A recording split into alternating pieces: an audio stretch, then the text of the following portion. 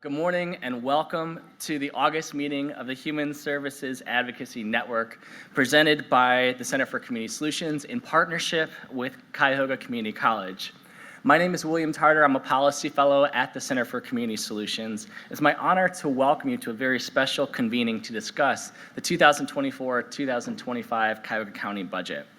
The decisions made in the coming months will affect each of the county's 1.3 million residents on a number of issues, including children, seniors, economic and community development, and so much more. We look forward to today's discussion with experts on the budget and factors that will determine the outcome. So thank you all for joining us today. Before we begin today's program, two quick public service announcements and a few housekeeping notes. First, please mark your calendars for the 2023 Celebration of Human Services, October 20th at 12 o'clock p.m. Here, you will hear from our keynote speaker, Pulitzer Prize-winning writer and Penguin Random House author, Connie Schultz. The Master of Ceremony will be Wayne Dawson from Fox 8. The event will also feature a special performance from the Cleveland Heights High School Gospel Choir, which my dad founded in 1973.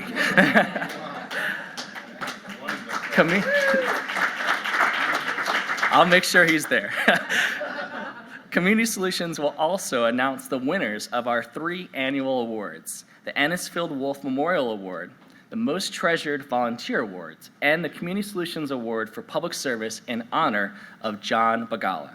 Tickets are on sale now at the Community Solutions website. And number 2, please join us as we celebrate the career of our President and Executive Director, John Corlett, who will be retiring at the end of this year.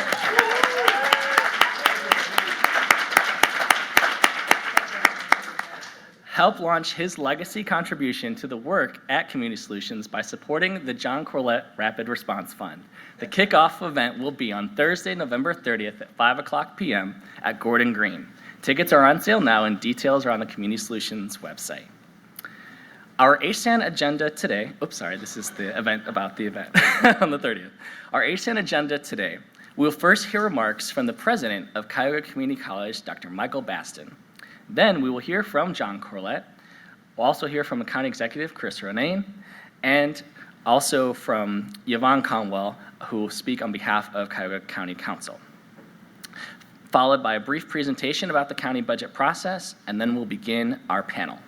The event is being recorded for individuals who may not be able to join us today. If you do tweet about the event, please use the hashtag HSAN.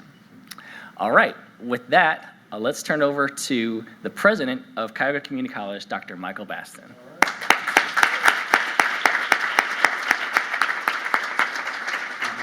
Come on, let's give it up for Will. And let's give it up for the Human Services Advocacy Network. I am very excited to be here with you today. I don't know if y'all can hear me.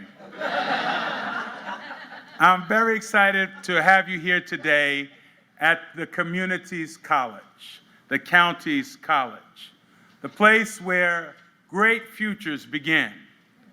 For over 60 years, we have helped over 1 million people find that dream, that hope, that path. Is there anybody in here that has someone who has ever actually gone to school at Tri-C? Wave your hand. Look at all the proof that Tri-C makes a difference. But it is important what we're doing today. If I could just give you 5 things that John would give us. I won't do that today. I won't steal his thunder.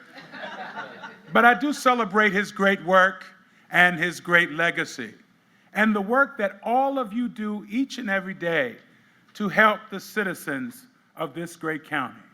So we are mission aligned, and we are supportive of making sure that everyone in our community has an opportunity to live the life that they deserve. And I thank you for every day putting others first. And I thank this county for always supporting this college to do its work, to help people. This November, we will also be on the ballot for the approval of our tax levy. For every $1 invested in Tri-C, the college provides $11.80 in economic benefit to the society. So this November, the college will have a levy issue on the ballot, a 2.1 mil renewal and a 0.04 increase. This will cost an additional $1.17 a month on a $100,000 property, or $14 more a year for 10 years. We bring this up because it's important. We bring this up because how we continue to help people makes a difference, how you help people make a difference, and how this great county moves us all forward. So we hope that you will vote in November and keep Tri-C in mind, but that you will also, more importantly, enjoy this program. We are blessed to partner with you in this endeavor, and we thank you very much for this opportunity. Thank you.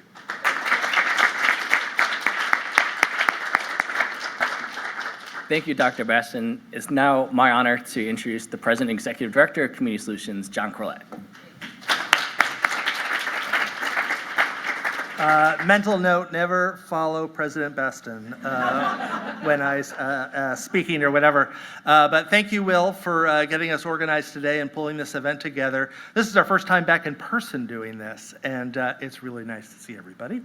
Thank you, President Bastion. I also want to thank my good friend Claire Rosacco, who's always helps us with so many things and helped us make the arrangements for today's event. And President Bastion can't say this probably directly, but I can say it. I'm voting yes for the Tri-C levy. I hope you will all do the same. As somebody who has run countywide levy campaigns before, I know how difficult they are, but how important they are. And I'm always just struck by how generous this county is, and I'm always proud to live here and be a part of this community. I'm up here very briefly, in part to introduce my good friend, County Executive Chris Ronayne. I was trying to think back like when we first met, and I think it was like in 1996 or 1997 when Chris had come from, I think, the Planning Commission to go work in the Commissioner's office, back when we had commissioners. And we instantly sort of hit it off because I was sort of at Center for Families and Children and then back at the then Federation for Community Planning. But it was somebody who I knew, this is somebody I need to pay attention to. And so that's a lesson to all of us. When you meet those young people, embrace them, bring them in, and make them a part of your work. But I'm really happy to be here, happy to have all of you back. The county budget, the county is such an important entity in our lives, and particularly in the area of health and human services. It's one of the sort of primary responsibilities of a county is to provide those vital services. And I'm always proud of the way Cuyahoga County does that. We're a leader in the state and I think in the country in terms of the provision of health and human services. So thanks to all of you who deliver those services, coordinate those services, provide those services. We really appreciate it. So I'm going to turn it back over to, I think, to Chris, to our County Executive, Chris Ronayne. Thank you, John. And thank you, Dr. Bastion. To both of you, thank you for your leadership. Dr. Bastion, you've hit the ground running, and it seems like you've been here a while, but only, I think, a year or so, right? And to John Corlett, it is nice to be referred to as young at one point. That was that was noted. But I still feel young as you feel. As Satchel Paige, age is just a number. But I do want to just reflect for a minute. I won't take too much time, but hopefully we're going to have opportunities to do this more and more and more with John Corlett. He has been a rock in our community in every way. Just to me, when I was a young county worker, he was the guy with answers on the floor of the county commissioner's offices. He would be walking by and commissioners would pull him in and say, John, you got a minute? We need to know something about this. And whether it was at the county, whether it was at the state, whether it was at Metro, I mean, what a fitting place to be with Community Solutions, because you do have solutions, and the way in which you work collaboratively, it's just unparalleled. So I said when it was announced about his retirement, I said it's bittersweet, but he's also one of those people that I have a feeling will still be a resource in our community, and just grateful. So let's give it up for John Corlett, please. Thank you. I have to say, one of the great things about actually running for office is the people you meet on the trail and the people you connect with on the trail. And if you do it right and you become a listener candidate, you can really learn a lot. I was just talking with a few of the nonprofits in the back about visiting their nonprofits during the campaign, but to be on the tour, it was a blessing to learn what you guys were doing, and of course to have a coffee with John and just learn more about state and county budgets and where we needed to go. So on that note, it's an honor to now serve you as county executive. I work for you, I work with you, and I look forward to us furthering this county together. I want a quick hand raise of those that work in the nonprofit sector. Wow, look at that. All right, give yourselves a round of applause, please. And in our public sector, okay, there's a few of us here. Thank you. And to our public sector partners. I'm going to go out on a limb and risk this. Is there anybody in the private sector here today? All right, well, we'll get back on that, and I'm going to make a point about that. How about what I call the citizen sector? People who are here just as individuals, not representing necessarily any one organization. All right, well, thank you, sir. Thank you for being here as a concerned citizen. The reason I bring this up is by the way, as Sabrina Roberts knows, and our team is fast learning about me. I throw my notes to the wind and just talk, but pardon the indulgence. But the reason I beg your indulgence, the reason I bring this up is that I have felt really strongly about the notion that this county, when we talk historically about, quote, public-private partnerships, the big missing link in that narrative, but always has been there, is the nonprofit partners. So to me, I want this to be an international model of public-private nonprofit partnerships, right? I mean, the engine that is the nonprofit community, we could not do this without you in the public sector. Every week, I try to go out to see one of your organizations. I also try to see one of our departments at the county and really get to know the work you do on the front line and the work we do within. If you don't do that, you're blind with your policies, right? You're not looking at the world with a full lens. And it's humbling to see what you do in the nonprofit sector on the front line every day for our human service network, for our citizens, most often those who need us most, and how you help stabilize communities. I just really, if nothing else, at the beginning of this budget discussion today, if I do nothing else, I just want to thank you on the front line, our nonprofit partners working with our public sector. And to our public sector servants, it's noble work. You know, you don't do it for the money, you don't do it for the glory, and you do it because you care. And so that public nonprofit partnership in this town is strong. I will say to you, tomorrow night, I'm going to be open about everything I always am. I'm going to be at the business chamber, and I'm going to say I was with a team yesterday morning, today, that we need to hear from each other more. But they need to hear from us in this public-private nonprofit partnership, because we can't progress much in a community without a stable community, without the safety net that you provide, without the services that you provide on the front line every day. We cannot grow without this first foundational level that you all represent here today. And that will continue to be my message when we talk about funding priorities. So thank you again for being the silent heroes, particularly in a nonprofit partnership, in that public-private nonprofit partnership. You could say hallelujah. Thank you. To all of you, hallelujah. Okay, now I got to speed it up because I know I've blown my time. But I would say I was asked by John and Will to talk just on the first 8 months. But that was important. If I said nothing else, it's back at you. In our first 8 months in office, we have been working to continue to progress as a community, but also to bring some new ideas. Much of what you informed me on last year as I was visiting you in your offices. Two notable areas that are somewhere downstream in my notes, but I'll bring them up now, are the fact that we did initiate the first housing department in Cuyahoga County's history. And I have to say thank you to County Council who helped see that through. And I'm going to mention some of our County Council members here in a minute. But it mattered. People said over and over and over on the front line, whether I see frontline partner out at NEOC out here, whether it was talking to our most frontline people that are helping people literally on the streets, or persons that are, in our case of many of our nonprofits that are here today, are helping with transitional and permanent support housing and into, we hope, ownership of housing. You matter. The nonprofits matter, but we needed a government department that is now led by Sarah Parks Jackson, our first housing director at Cuyahoga County.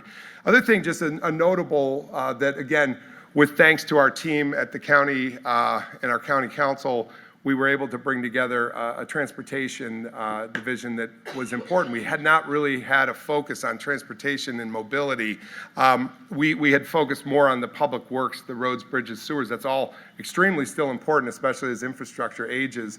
But we needed to think of transportation as a part of the mobility equation, on healthy communities, on keeping seniors able to live in place, on access to jobs. So that aspect of transportation, both in the physical infrastructure, but also in workforce development and health and human services, and just stable communities. So I'm proud that housing and transportation has advanced in the county within the budget, and we'll continue to grow it.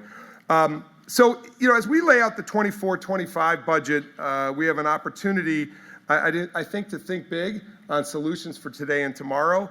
And we also have an opportunity to make sure that we're on stable ground as a county government. It always needs to be that as a service provider. The big narrative today, and I know you're going to hear from some of our colleagues in a minute, and this theme is probably going to continue to resonate, and that is that we are now needing to normalize in a post-ARPA world. And we are not alone across counties across this country. Everybody is needing to normalize, and that's not necessarily a bad news story. We could sit down at every table and discuss and debate how ARPA has worked. I tend to think it worked on a national level, that it was a plan and a program that actually came in and helped rescue at times when we needed it. In different local applications of it, we can debate whether it was, how funds were used and whether they were best utilized. But what is undeniable is the fact that simply that ARPA funding stream is now, we're at the closeout of that, and we need to normalize. And so that's going to mean for Cuyahoga County some difficult budget choices, because it was an unusual blip, and it's come down, and we're going to have to work to normalize. But I'm confident that we will, and we appreciated the one-time funding in the case of Cuyahoga County that received $238 million.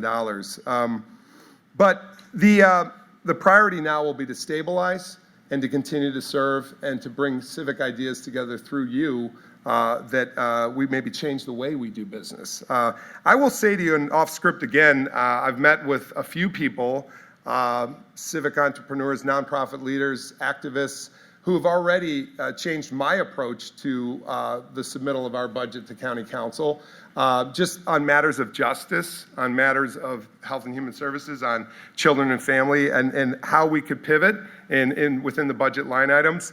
And so, Will, I got to say thank you. You're always there. You're always there. I know it's your job, but you're always there at every meeting. It's great, because you're taking notes and you're offering solutions. But I've already, as recently as yesterday, made some suggested changes. I won't be coy about it. It's in the public defender's office. I want to see children continue to receive, but actually receive more public defense that's more effective to help them in the trials of their life when they're on trial. And I heard one of these in the back. Thank you, Gabrielle.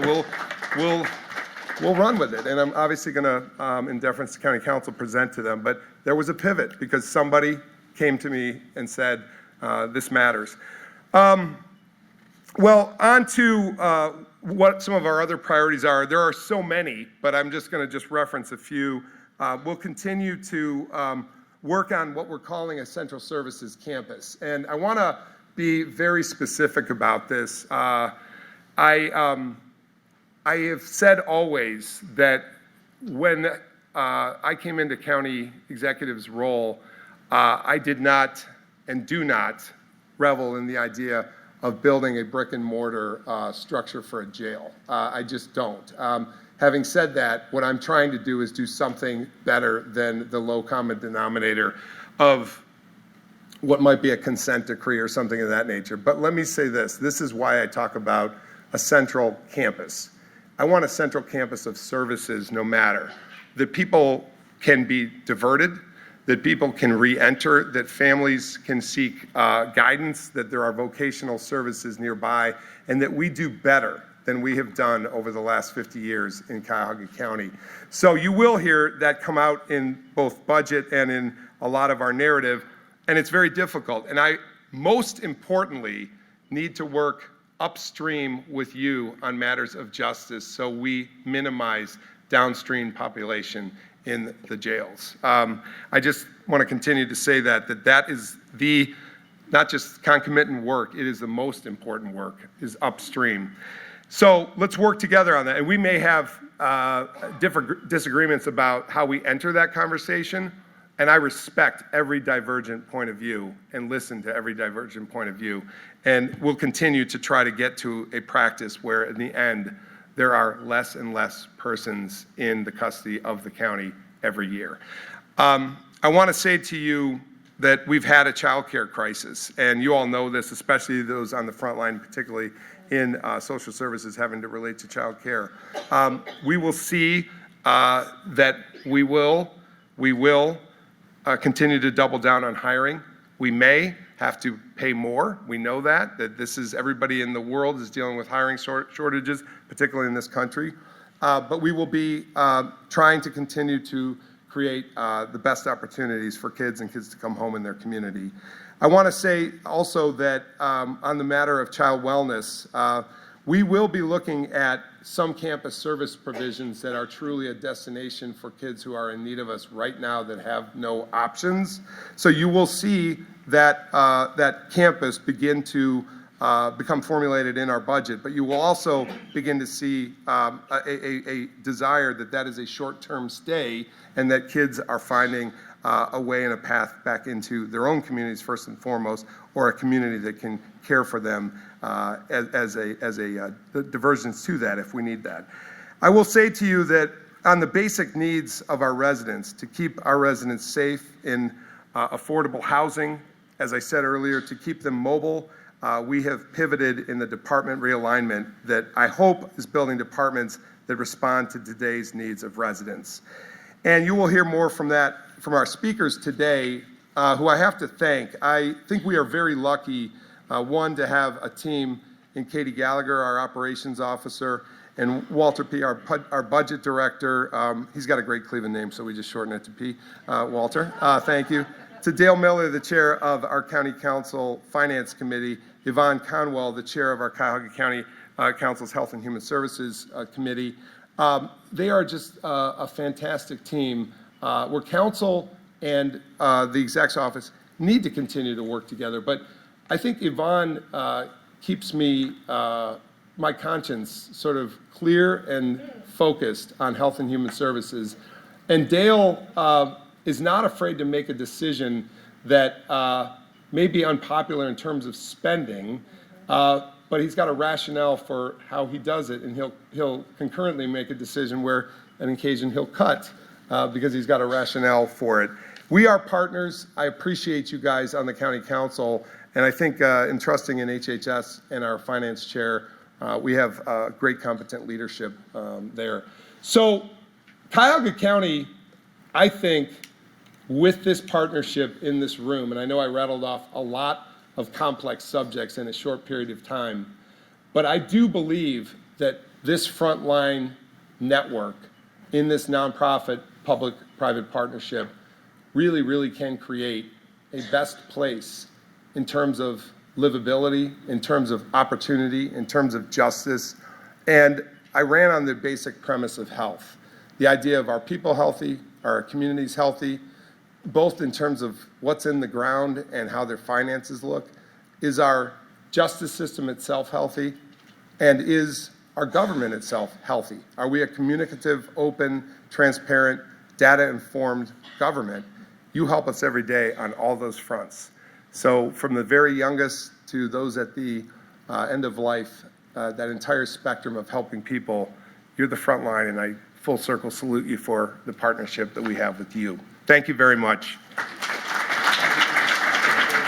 Thank you very much. I think that's a great level set for our conversation today. I really appreciate you, County Executive Ronayne. In the sake of our program, we're going to ask for our panelists to come forward to the stage now.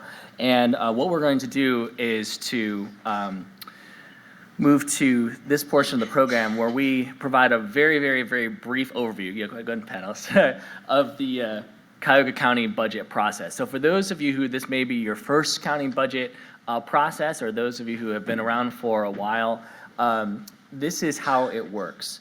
The county executive will propose his budget towards the end of September, the first part of October. And this is spelled out in the Cuyahoga County Code. He will introduce this budget and have this budget book, which is, like, I call this like my Super Bowl, basically. Every 2 years, I'm like excited the budget book, comes out. I'm reading through it. And then they'll be referred to Cuyahoga County Council. It will then be heard in what's called the Committee of the Whole, which is all 11 members of County Council, and it'll be chaired by the chair of the Finance Committee, in this particular case, Councilman Dale Miller. During the month of October, you'll hear testimony from the directors of the various divisions across the county who will present the budget numbers that they've given, the services that they provide. Council members that have questions, this will be the opportunity for them to ask questions of the directors. If council has amendments, they will typically unveil those amendments in November. This is often done in consultation with council leadership, and they will unveil those amendments in November. And then the county executive have an opportunity to review those in December, and then make the final determinations in December in the form of a budget memo that gets sent to council from OBM. So this is the council budget process. So basically watch September, October, November. Those are really going to be the critical months. In terms of Community Solutions' role in all of this, we will be following the overall budget process, and so you all being here today is the first part of that, just kind of level setting the budget process. We'll also review the executive's version of the budget hearings as they take place, which are all live streamed. We'll get to that during our panel conversation. And then overall, the impact on health and human services. So you can go to communitysolutions.com, which is our website for blog posts about that. And also, Cuyahoga County Council has created a dedicated page on the county budget where you can watch all the hearings, you can download the PowerPoints, and the minutes that get posted on there as well, so that you can, if you missed those meetings, you can go back and watch and see what you missed. So that's a really brief overview of the process itself, and I'm really excited to move to this panel conversation of experts. So I'm going to exit stage left, and here we go. And move on to this conversation, which I'm really excited about. We have experts from both the administration and county council who will be able to speak to many of the things that the county executive mentioned earlier. And so I'm going to briefly introduce each one of them, and then we'll proceed into the questions. So first, on my left, is Katie Gallagher. She serves as the Deputy Chief of Operations and Community Innovation for County Executive Ronayne. She's been with the county since January of 2023, overseeing the Fiscal Office, Department of IT, Department of Human Resources, and the Office of Innovation and Performances. Before serving in this role, she was the mayor of the city of Brooklyn for 5 years, and during her tenure, she helped secure over 73 new businesses and $254 million in new construction in Brooklyn. Walter Parfiowicz serves as the Director of Office of Budget Management for Cuyahoga County, and he is the former Director of Health and Human Services. Overseeing the county budget, revenue, expenditures, capital, and debt, Walter ensures that OBM manages and communicates the county's financial and management plans and provides information for effective decision-making and advocating the county's interests in public forums, as well as ensuring the information relative to the county budget is presented in an accurate, relevant, understandable, and timely manner. The Honorable Yvonne Conwell serves as County Council Representative for District 7. She's the Chair of Health and Human Services Committee and member of Human Resources, Appointments, Equity, and Public Works, Public Safety and Education, Environmental and Sustainability Committees. There's a lot. She is committed to building an effective and efficient county government that continues to work every day for safer neighborhoods, stronger health and human services, and the inclusion of a vigorous business environment that promotes sustainable economic growth and equitable job development. And finally, the Honorable Dale Miller, who serves as County Council Representative for District 2. He is the chair of the Finance and Budgeting Committee and oversees the biennial budget process, which allocates about $1.6 billion in funding each year. He's also vice chair of Public Works, Procurement and Contracting, and serves on the following additional committees: Health and Service and Aging, Human Resources, Appointment and Equity, Operations, Intergovernmental Relations and Public Transportation, Board of Control, and the Northeast Ohio Area Coordinating Agency, or NOACA. So let's welcome all of our panelists this morning. All right. So let's first begin with you, Katie. You talked about the approach, the county executive talked about the approach to the budget process and some of the priorities. So can you talk about, as you are overseeing the budget process, what will be the approach to this process and how will it be different from previous years? I would say the county executive did a nice job summarizing, this post-ARPA world. There was a huge influx of money coming into the county and municipalities. And so I think we just need to reset our thinking with the departments to make sure we're prioritizing our spending on not only our core services, but what matters to the administration going forward. So kind of resetting that thinking is really important right now. Getting people back in the mind frame is we have to look at the dollars and make sure that we're allocating those correctly to meet those core services and beyond, something that's more sustainable. And one of the things, Walter, that was mentioned earlier was the intersection of the state budget, which just concluded their process and the impact it has on the county. Can you talk about how the state budget and the General Assembly has impacted Cuyahoga County's public policy? There's a couple of items, our reimbursements for public defender as well as our local government funds. Local government fund this year seems to be pretty flat from prior years, but our reimbursement rate, it goes up, it goes down with the public defender, basically on the cost for the public defender's office. The rates have been anywhere from 100% all the way down to 60 and 70 over the last several years, but this year we're expecting to hold flat around 90%. We're going to take a conservative approach and budget about 85% just in case there is a dip. But those are the main items that I've heard in the state budget and the impact to us. We did receive about $4.5 million, not directly, but from the governor's budget for the Say Yes to Education program, which should provide us with some relief there as well. Excellent. Can I jump in? Please, yes. I would just say also, the county and the municipalities in Cuyahoga County have not been restored to the prior local government funding. That has severely impacted cities, which squeezes the county in total. So those cities need more resources. They look to the county for those resources, and the county also got cut. So just restoring that budget back to where it was, the post-2008 recession, I think would go a long way. I looked at last year's numbers, and Cuyahoga County was number 2 in the highest amount bringing in from the state, but we were number 22 per capita. So more money coming into the county at this particular moment would be very helpful. You said number 2? And Number 2 in overall amount coming in as far as dollars, but number 22 per capita. wow. So Councilman Miller. I would just add that the county deliberately set the county biennium to be 6 months after the state biennium. So this allows us to see the state budget that comes out on June 30th and have 6 months to respond to it and incorporate whatever is coming out of the state into the county budget for the following 2 years. Excellent, and I really appreciate that because that's something that I think many individuals may not necessarily understand is the interplay between the state budget and how that interacts with the county services that are provided. So thank you so much, Councilman. Councilwoman Conwell and for Councilman Miller, what are your priorities, especially as was mentioned, this post-ARPA world? I don't think I can say post-pandemic yet, but this kind of new phase wherever we're at. What are some of your priorities as Chair of Health and Human Services? Good morning. Good morning. I have a lot of priorities. Where there's 8 agencies in the health and human services arena. So we're dealing with children, after-school programs, people that are re-entering into society, are homeless, to name a few. And it's kind of overwhelming sometimes. I always say if there's 8 agencies, if I can only take maybe about 4, some issues going around with 4.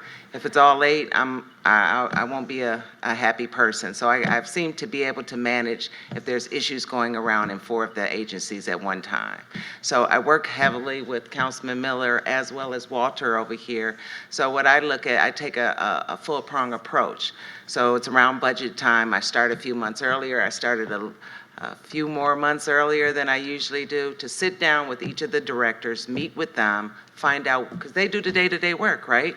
You guys are the ones that do the work. I don't do the work. I just, look at contracts and things like that at the needs. So I sit down and I find out specifically in the areas of diversity, equity, and inclusion, what are we looking at? Just all the things, trying to incorporate everything that we're doing as a county as a whole and incorporate that into the agencies to make sure that they are working on behalf of the residents as best they can. So diversity, equity, and inclusion is one of the things I look at. Is there any waiting lists that are going on? What are the current issues or needs? Are we up?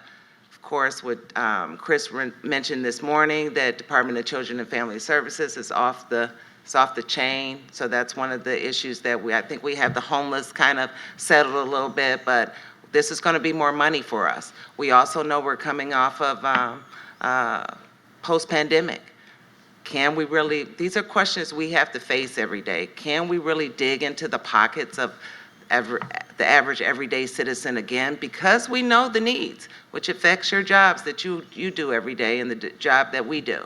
So these are all the things that we have to look at. My priorities is to make sure those kids in Department of Children and Family Services, that's the current issue at hand. For me, is to make sure that we're treating them like we would treat our own children and making sure that they have the needs and they're not in a commercial building. And so that's easy said than done, because we all are facing people don't want to work in these fields anymore. The price of what we pay them is not enough. So it's just not an easy reason why the children are in our care in a commercial building. And sometimes the news don't portray that and really share, what really position that we're sitting in. But I just want to assure you that this team, as well as Chris, we fight every day to looking for new solutions for what's my top priority, which is health and human services. Thank you. So I would start by reinforcing what Councilwoman Conwell said about the work that she's been doing for many months already and doing it so effectively.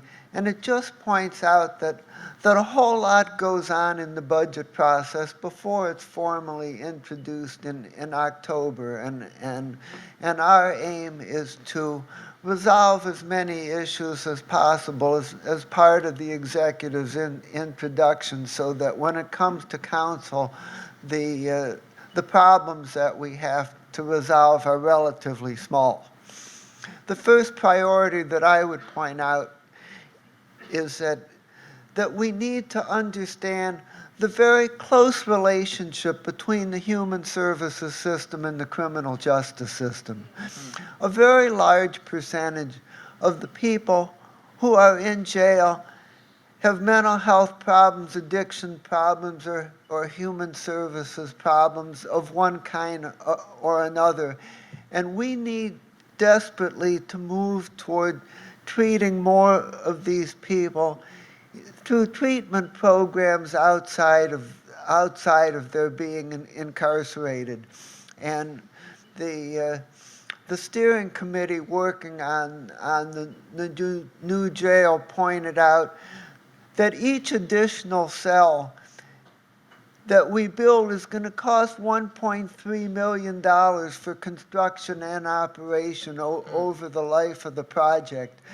And the steering committee originally recommended 1,600 cells with the understanding that we would work down the jail population, but so far we have not accomplished that, and we're currently contemplating 1,900 cells, which would cost us an additional $400 million, which would mean a whole lot less money available for human services programs. And so we desperately need to get everybody in the community, in the criminal justice system, working together with high intentionality to reduce the jail population and provide other options.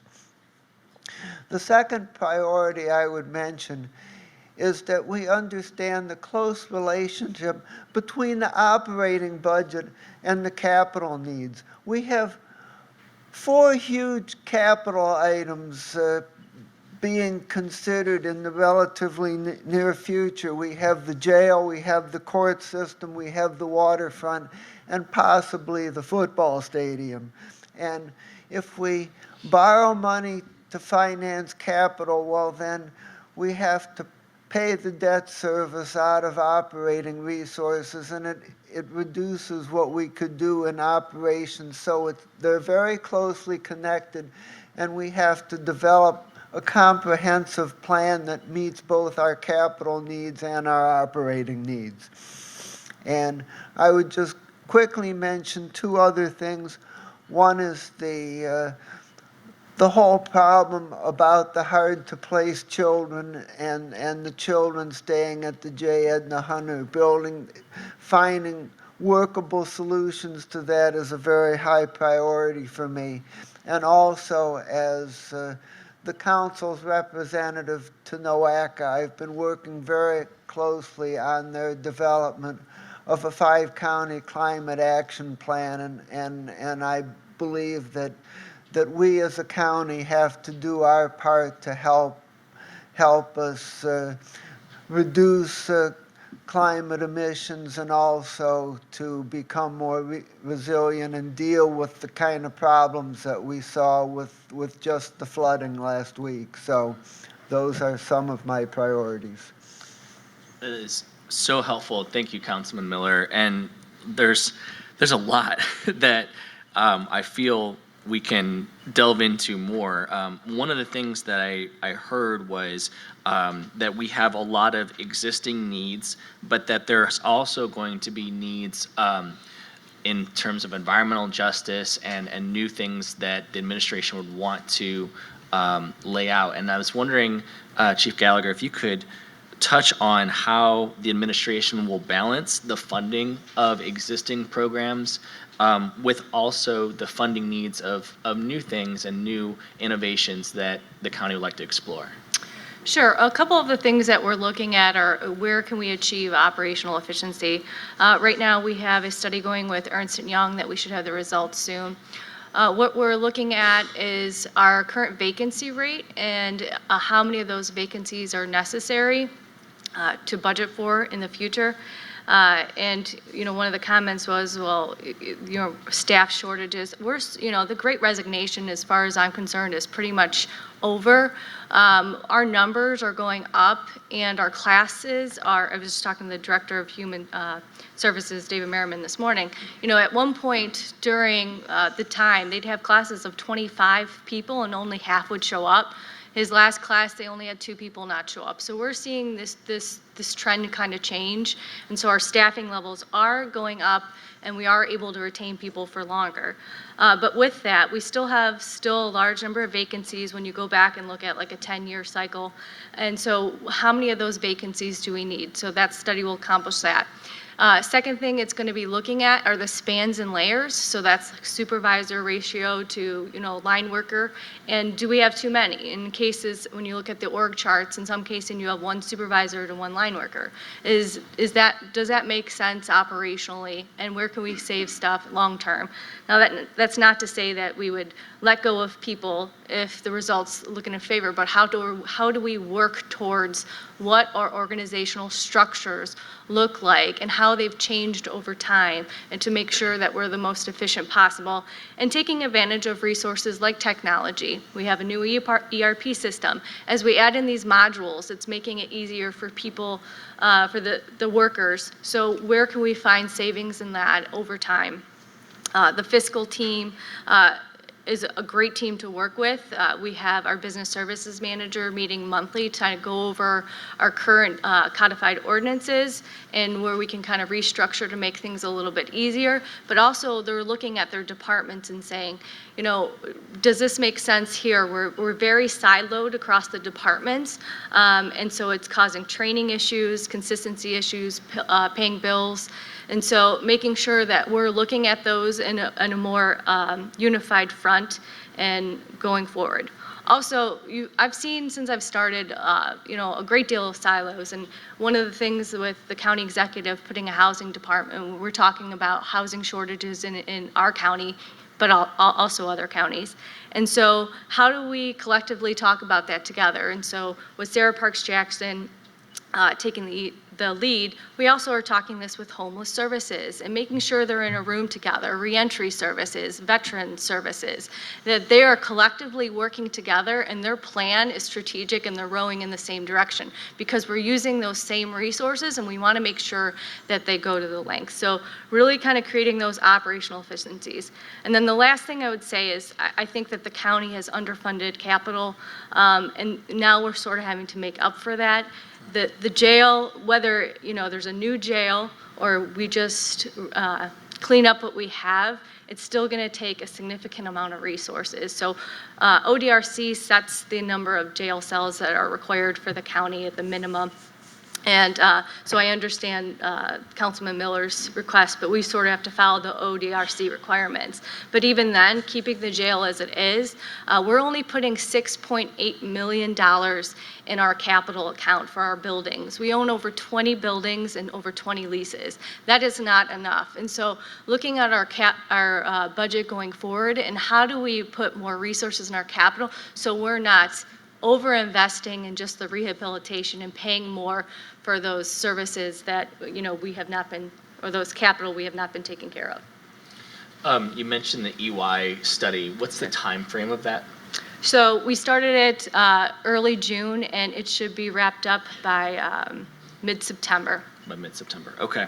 From a planning standpoint, Walter, how do some of the things that Chief Gallagher touched on in terms of workforce issues, how does that impact the budget and the planning process particularly? I think they're intricately involved. You know, everything that Katie just referenced, you know, we've met with all the departments now. We've given them a base budget, which we built from, you know, from the ground up. You know, we've got certain factors built in for cost of living and some healthcare increases. 2022 expenditures were relatively high from our perspective. It was a year of terrible inflation, as many of you may recall.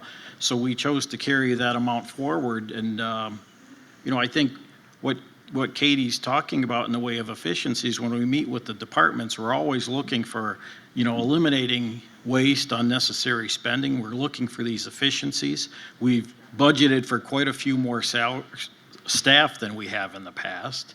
You know, I think we may be up as high as 300 staff from the end of 2022 to where we are right now.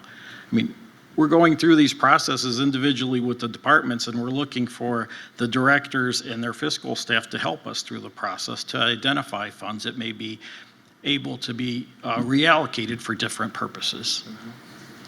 Councilwoman Conwell, one of the things that was mentioned earlier was the American Rescue Plan Act dollars and some of this like post-pandemic kind of world. I was wondering, could you talk about some of the things that maybe were impacted by pandemic funding that with the expiration of public health emergency and kind of the dollars being pulled back, how will the county be able to sustain some of the supportive efforts that were put in place during the pandemic? Well, we were very wise in our decision with the ARPA dollars. We had lost so much during COVID that we incorporated it into our general fund budget. So, because we had our own losses. Every organization and agency had their own losses. So that was smart right there. So we were able to capitalize, and I do believe we still have some funds available. It's just the timeline that's put on it, that it's December 24th. So the extra funds that was allocated to county council to spend out specifically within the districts, more to touch the district specifically, those have to be spent by December 24th, December 31st of 2024. Thank you. And so, it was very smart of us. Actually, we were going to do our first joint HHS Health Committee with City of Cleveland. And they were putting together their something about the homeless, one of the issues that has been brought to our attention. And it got canceled. And of course, I was upset. That's a lot of timing and planning between two council organizations. But they had not identified what we had identified early on as a county with the ARPA dollars. And so they had to have an emergency meeting because they have way more money than us. And so they weren't able to, and I was at a meeting I had brought up, I was like, why didn't you guys do what we did?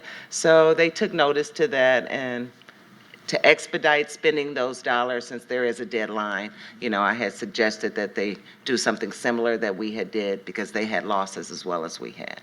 I represent City of Cleveland, so I'm always looking out for their back as well as the other municipalities, but I have my colleagues that specify on that. But the ARPA dollars is very important, but it's ingrained, to your original question, is ingrained into our budget.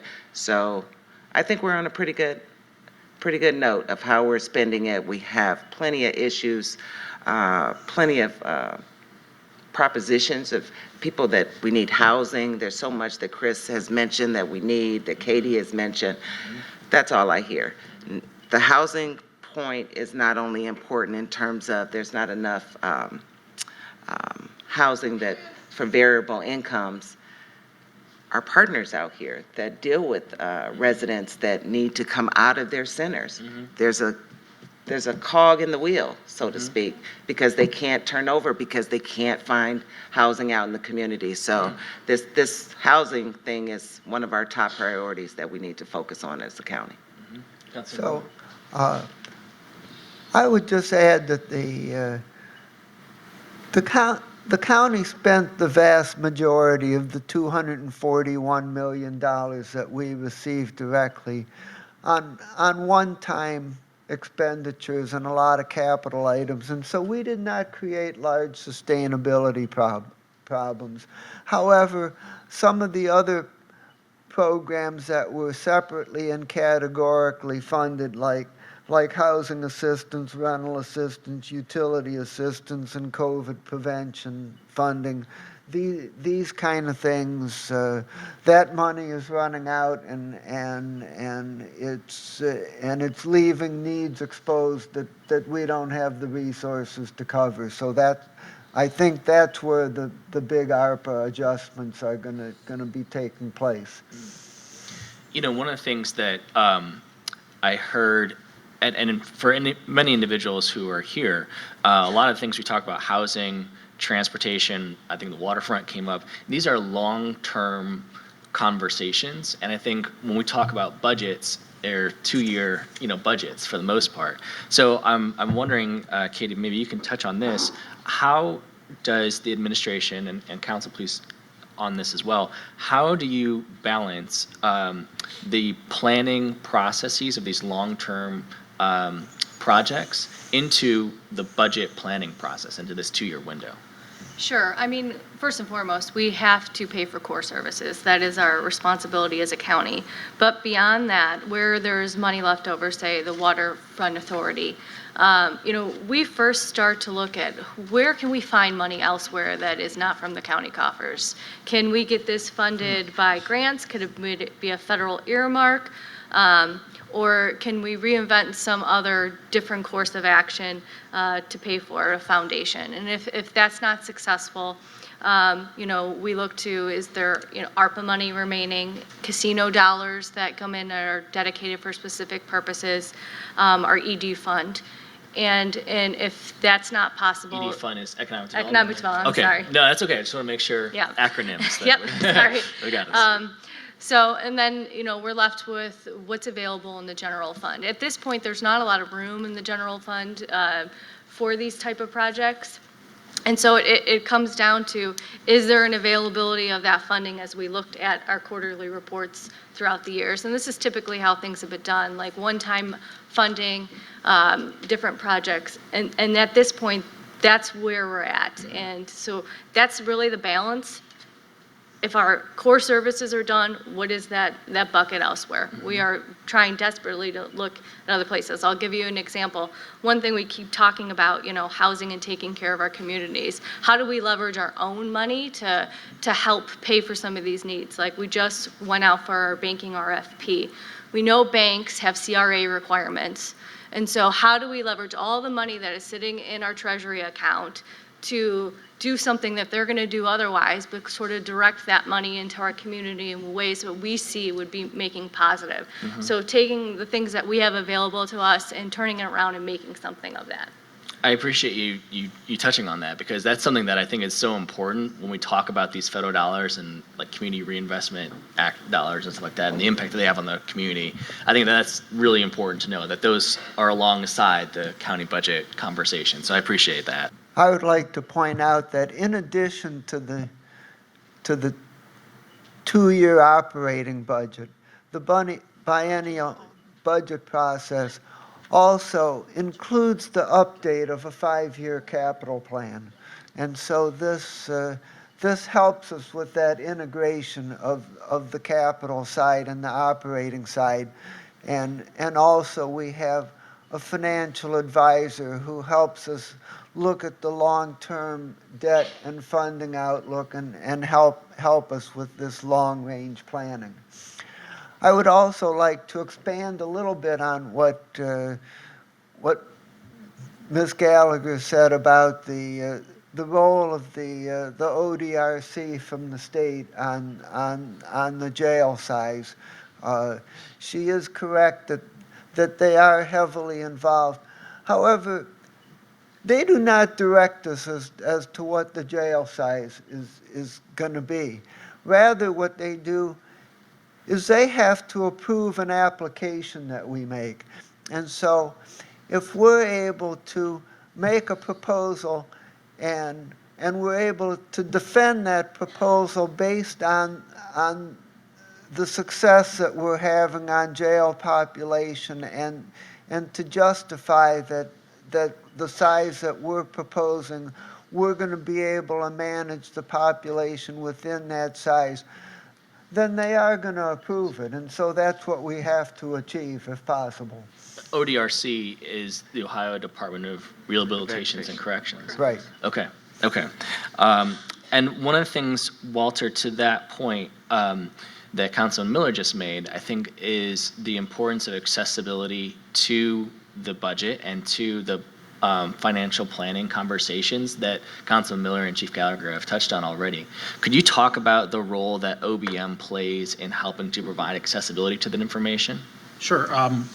One of the things that I think our department does very well is, report on a whole host of items. We're required under code to issue a 2-year budget, to update that budget in the middle of the biennium.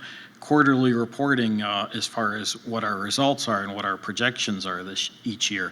When we're going through these budget processes, the public can not only view these things, on YouTube and other sources, but they can actually come in and make comments during the comment period at different budget hearings, when the departments come in to present, for example, or when the budget is being introduced. At the same time, I don't think that there's anything that prohibits anyone from contacting, potentially a director of one of the departments. Overall, OBM, we're here to facilitate the process. We'll put the base budget together.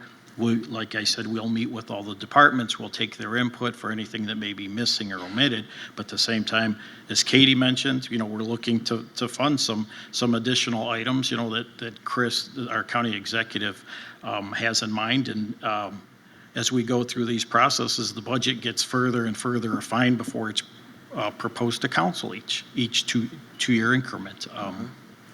I think it's a. So, I would add that people can come to any council meeting or committee meeting, including all of the budget hearings, and speak at the beginning of the meeting for up to 3 minutes and make public comments for the council to consider. But in addition to that, as part of the budget process, on Monday, November the 13th, from 1 to 3, which is going to be fairly late in the budget process after we've heard from all the departments, there is going to be an opportunity for the public to come in and testify as part of the budget process. And this could be a little bit more interactive, where you could ask questions and have some interaction back and forth, where the public comment is simply you put out your suggestions and leave it for our consideration. So I encourage you to make a note of that for Monday, November the 13th at 1 o'clock, where we have the public testimony incorporated into the budget process. That's great to know. Thank you, Councilman Miller, for sharing that. Councilwoman Conwell, one of the things that was mentioned earlier was the impact of the Health and Human Service levies. And there are 2 Health and Human Service levies. Could you talk about the impact that they have on the county's Health and Human Services? Without those levies, many of us wouldn't be in this room. So that's how important that they are.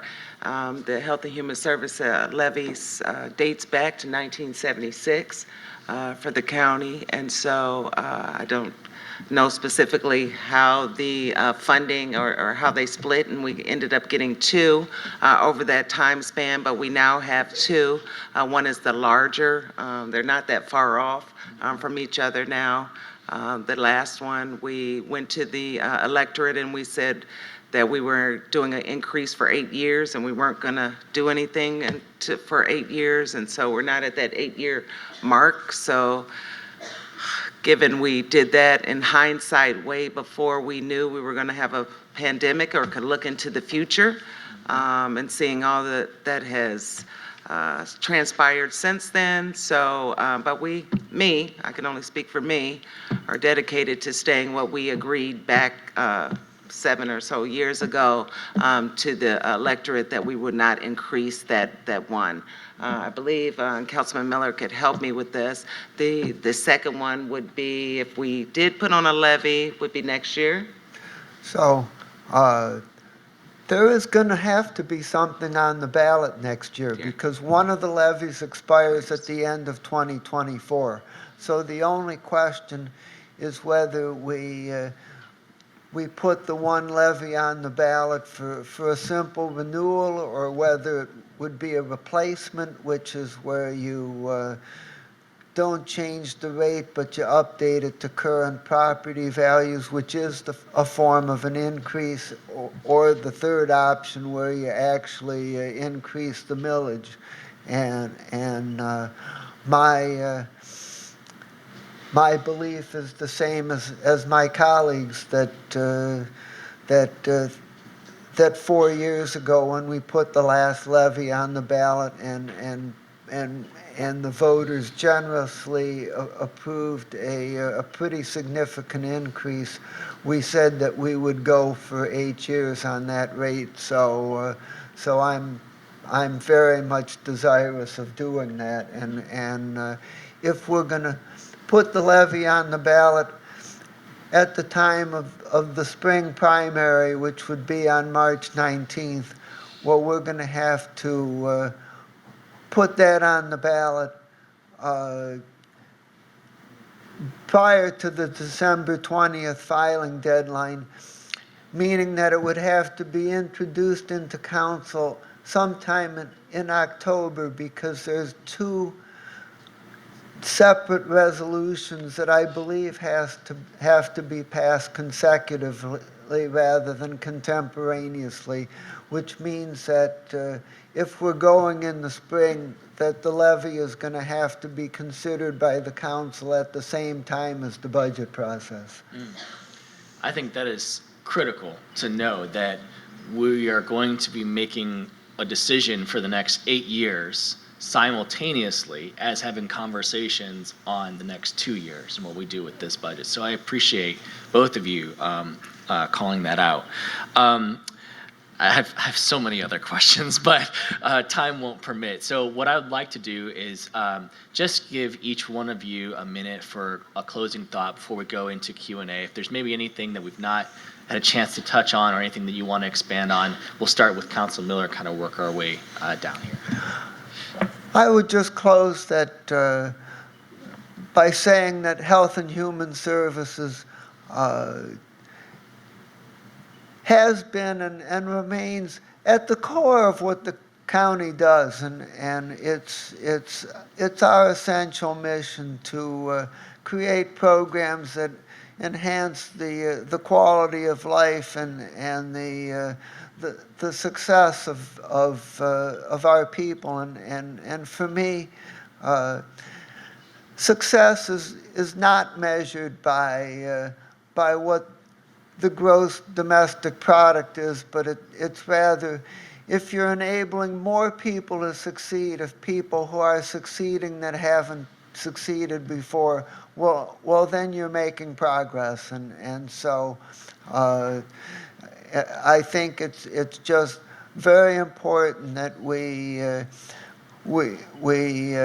invest upstream, that we have high quality early childhood education, that we provide services and work closely with the schools, and hopefully we have to make investments now so that 20 years from now, when kids being born today are reaching adulthood, we don't have as many problems as we do now. Thank you. Councilwoman Conwell.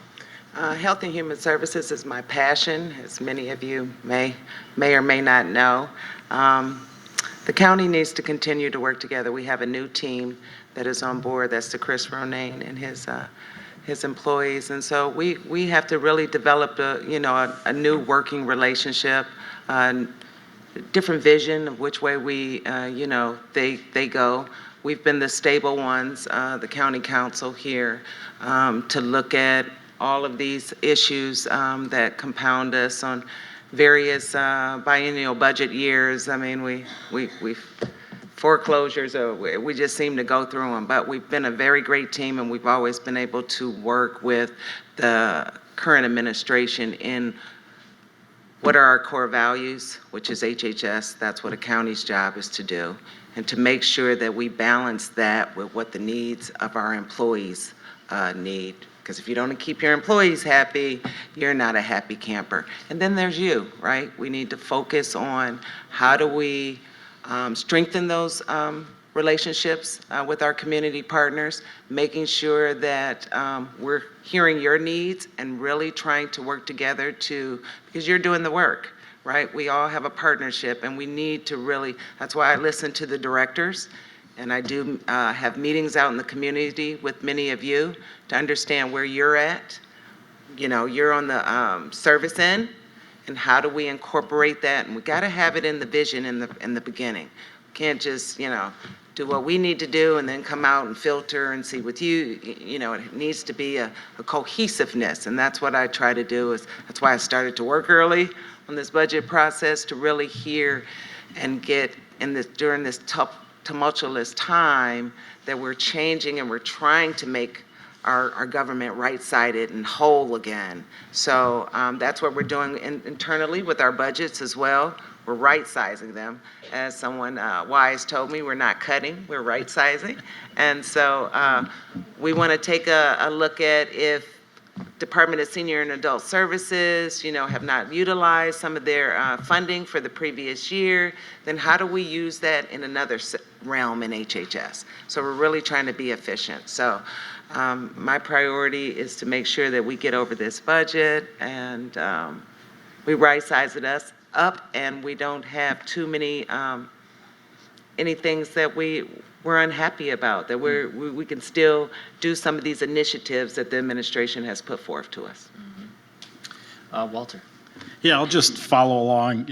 I'll take the heat on the right sizing of the budgets. Okay, so, but those that know me know that I've been in the county environment for 25 years.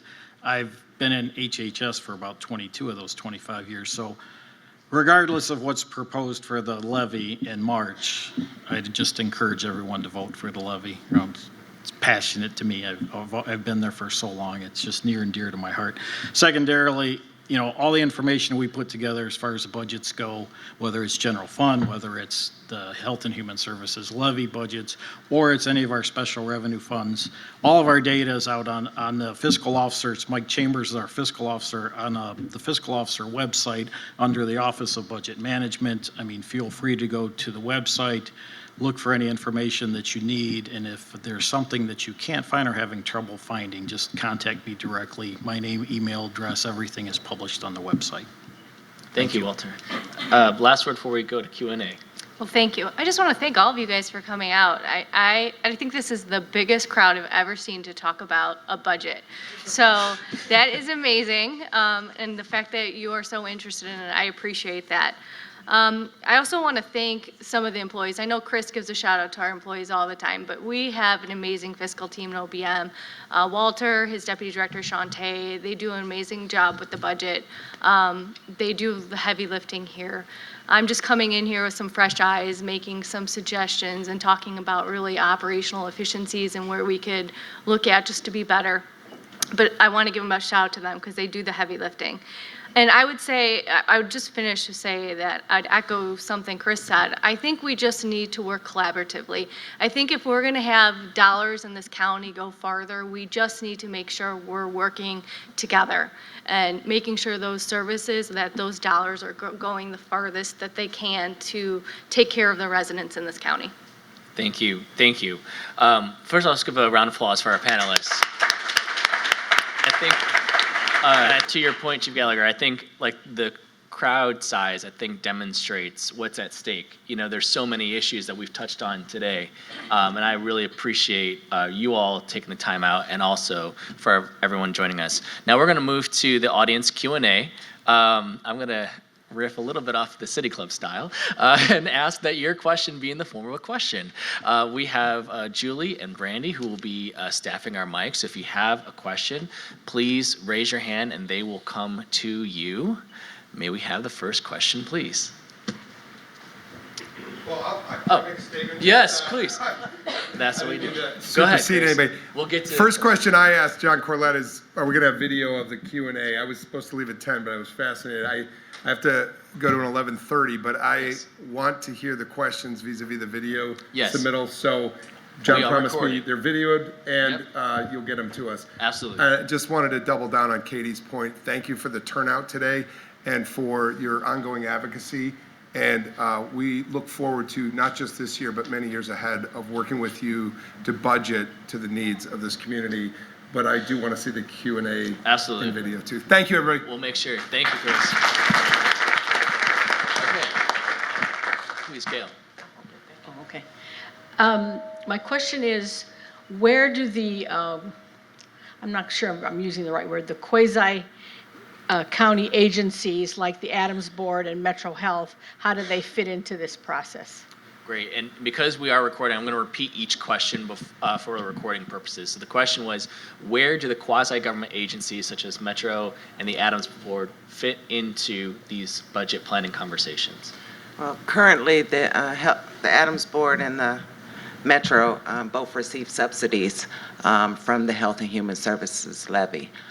So we are taking a look at that. We've had conversations already with Metro has come in to have conversations with the council president and some staff to see what they've shared, that they have a need of an increase. So we always hear increases. We never hear, hey, take some money back. It's always, so we haven't had that conversation on council side. I don't know about the administration side.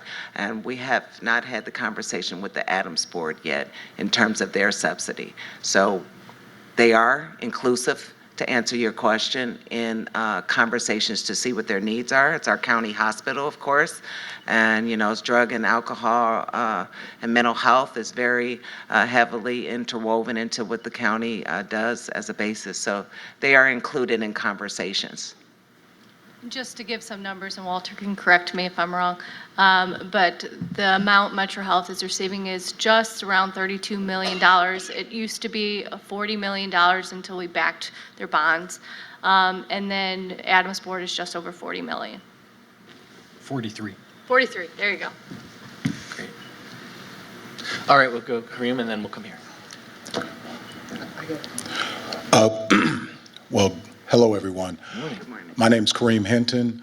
I'm with the No New Jail campaign, and I'm here to ask this question, considering that you have so many people in this room that represent different entities, different organizations that need that money.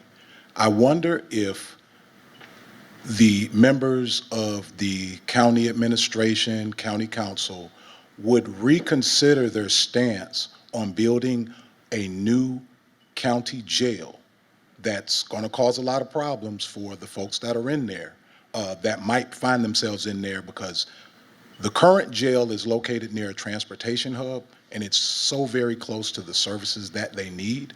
Would you consider investing that money into the services that people need, like a lot of folks here in this room represent, rather than a new jail that is much like going to be like, if you build it, they will fill it? And so we just ask that you consider something like that, because in all likelihood, this would be brought to the ballot because folks are prepared to do so. So we hope that you do something better with our money, because the old jail didn't kill anybody. And we would save a lot of money fixing the current jail where it's located. Thank you. So just to repeat the question for recording purposes is, would there be consideration of reinvestment of funds dedicated to a new jail into health and human services? I didn't want to get this into a jail conversation, because I've had enough of the jail conversation, but I just want to let you know that there's a balance.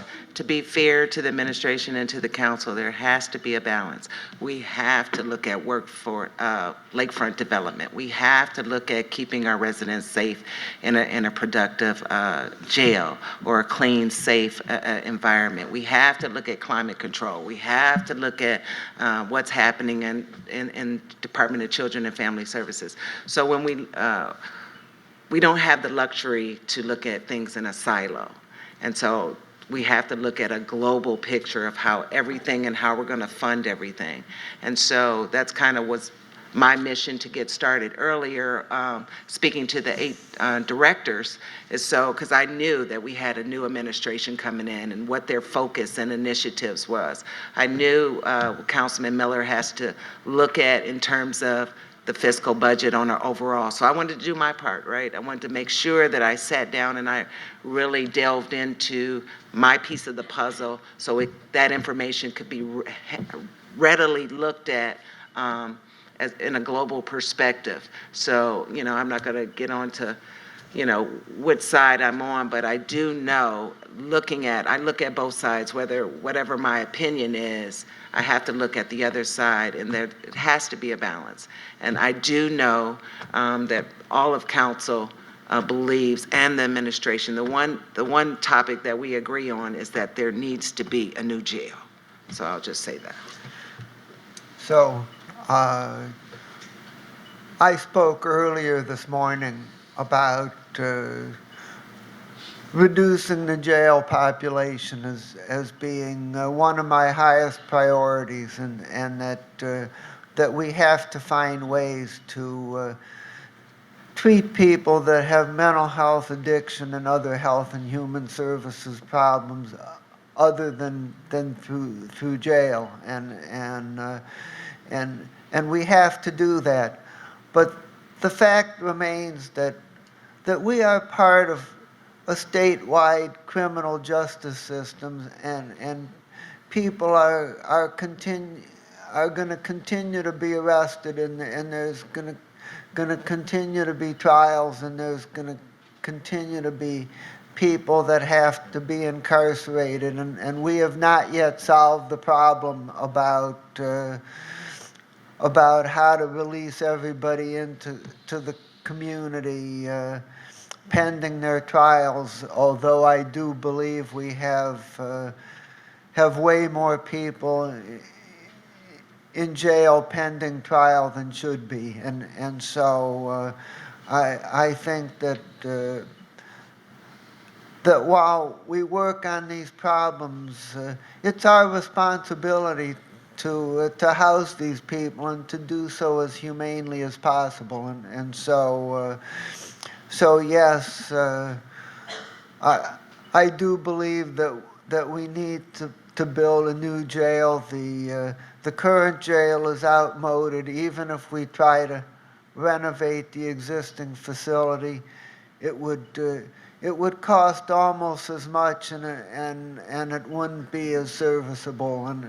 But I think our focus should be, how can we better manage our jail population, implement bail reform, implement central booking, divert a lot of people, and reduce the size of our jail population so that we can go to the Ohio Department of Rehabilitation Services and make the case that we don't have to build a new jail as large as the one we're currently contemplating.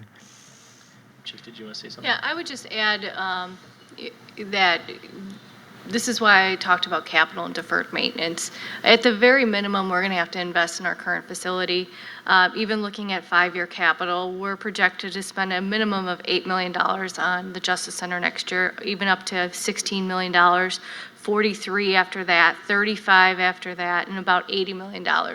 So the costs are there, regardless if a decision was not to move forward. I mean, I agree that we have to do something, because at every point when a government's looking at, renovating or building new, there's that offset point where it makes more sense. You hit that 75% threshold, and it says, if we build new and it's create the operational efficiencies, and it's better for the people that have to be in that jail facility and for the employees who work there. Those are the decisions points that government has to make constantly. And it's difficult. They're not easy decisions. These aren't decisions they're rejoicing to make. They're hard decisions. So that's going to be happening in the next few months as well. So all of these are going to be happening at the same time. Oh, we have a question here. You mentioned that there were staff shortages in the Department of Child and Family Services, and that was basically, can you give a little more detail, in terms of the shortages in Child and Family Services and Job and Family Services and other key human service, and also when a new budget is proposed, does that assume staff shortages, or does that assume fully staffed departments?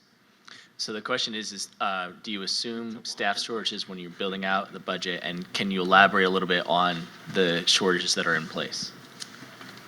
Well, I think when we talk specifically about Health and Human Services, I think each department has now ramped up. So I'm not quite sure that the comment about staff shortages is accurate for this department. What we've done is we've taken the first pay in June, which is we consider it to be pay 12, and we sort of annualize that number for the next 2-year budget increment, which is significantly higher than what's been done or how many staff they've had in the past. Let me throw out a couple of numbers that I have here quickly for you. For example, Children and Family Services is up about 50 staff from December 31st of last year. Job and Family Services up 70 employment family service specialists or caseworkers over last year. Child Support Enforcement is up about 6 or 8 staff. And then the next largest area would be Senior and Adult Services area, which is up about 15. So I'm not sure that the staff shortages issue is as prevalent in the Department of Health and Human Services as you may think. So, first, by way of history, the question that you brought up was actually one of the most heavily discussed and contentious issues that arose during the last biennial budget process. There was a serious and vigorous debate over, do we figure out how many staff we need in a particular department and assume that they're going to be filled and budget for all of those people for the whole year? Or do we say, well, what is a reasonable amount of staff that the department is likely to operate under, considering that people come and go, and which would produce a lower number, and this went back and forth throughout the budget process, and the outcome ended up somewhere in between, that we budgeted for higher numbers, but not for the full target complement being filled the entire year long, and so I would add that my understanding is that there remain serious shortages in both DCFS and Job and Family Services, and there continues to be a lot of turnover, and in Job and Family Services, which deals with eligibility determinations and handles a lot of phone calls, there remains considerable problems with people making connections, getting their questions answered, and getting their eligibility questions quickly determined. So there's significant problems in both departments that we're going to have to address going forward. All right, well, I know we've hit 11:30, but I just want to say thank you to the audience for the questions, and thank you to our panelists. I think that the goal of this was to hear from both the administration and the council, and as well as from the audience, what are some of the policy priorities. And I hope that you have gleaned some insights from that. I know I've learned a lot, and I hope you have too. And I think one thing that's really important is that the county's budget impacts children, older adults, infant, maternal health, behavioral health, economic community development, so many things that impact our lives. And so I just want to thank all of you for taking the time out to be here for this very important conversation. Let's give a round of applause to our panel. Just as a reminder, this event is being recorded and will be posted on our YouTube page, and we'll also make sure that the county gets the link as well. So thank you so much for being here this morning, and if you have any questions, please feel free to reach out to communitysolutions.com. Thank you so much. Have a wonderful day. Thank you.